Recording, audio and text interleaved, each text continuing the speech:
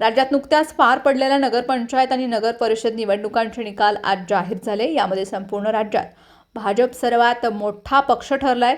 असं असलं तरी सोलापूर जिल्ह्यात मात्र भाजपची मोठी पिछेहाट झाल्याचं पाहायला मिळतंय। कारण 12 पैकी केवळ बार्शी, मेंढरगी, अक्कलकोट आणि अनगर येथे भाजपचे नगराध्यक्ष विजयी झालेत। या निकालानंतर राष्ट्रवादीचे शरद पवार, माळशिरस चे आमदार उत्तमराव जानकर यांनी पालकमंत्री गोरे यांना टोला लगावलाय। या निवडणुकीमध्ये पालकमंत्र्यांचे 300 कोटी रुपये वाया गेले असे त्यांनी म्हटलंय। भाजप म्हणजे आता एक तुरुंग आहे। निकालानंतर पालकमंत्री गोरे यांच्यावरती आणि भाजपवरती टीका करताना जानकर म्हणालेत, भाजप म्हणजे आता एक तुरुंग झालाय। या पक्षाच्या तुरुंगात जाण्यासाठी लोकांची रांग लागलेली आहे।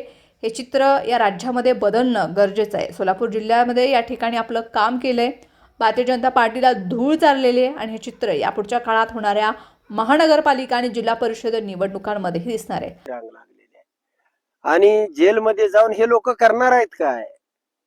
तर हे चित्र या राज्यामध्ये बदलवणं गरजेचं होतं आणि सोलापूर जिल्ह्यानं या राज्याचा बाप म्हणून या ठिकाणी काम केलेलं आहे।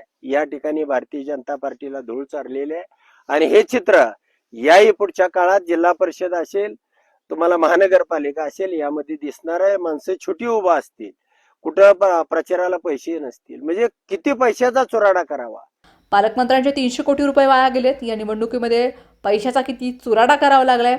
पालकमंत्र्यांचे 300 कोटी रुपये वाया गेले। शेवटी अकलूजमध्ये 5 मतांना 1.5 लाख रुपये वाटले, म्हणजे 30,000 रुपयांना एक मत। या पद्धतीने त्यांनी शेवटपर्यंत झुंज दिली। या जिल्ह्यामध्ये हे चित्र बघून पालकमंत्र्यांनी आता पुन्हा या जिल्ह्यामध्ये पाऊल ठेवू नये असा संदेश त्यांनी दिलाय, असं आमदार जानकर यांनी म्हणाले।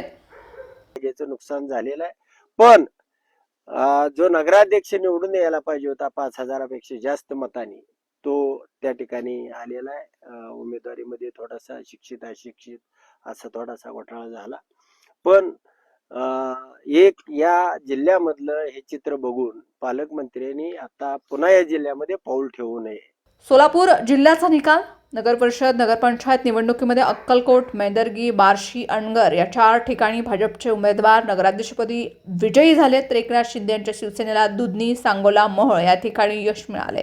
शिवसेना उद्धव ठाकरे आणि राष्ट्रवादी शरद पवार यांना प्रत्येकी एक नगराध्यक्ष त्यांनी निवडून आणता आलाय। तर 3 ठिकाणी स्थानिक आघाड्यांचे नगराध्यक्ष हे विजयी झालेत।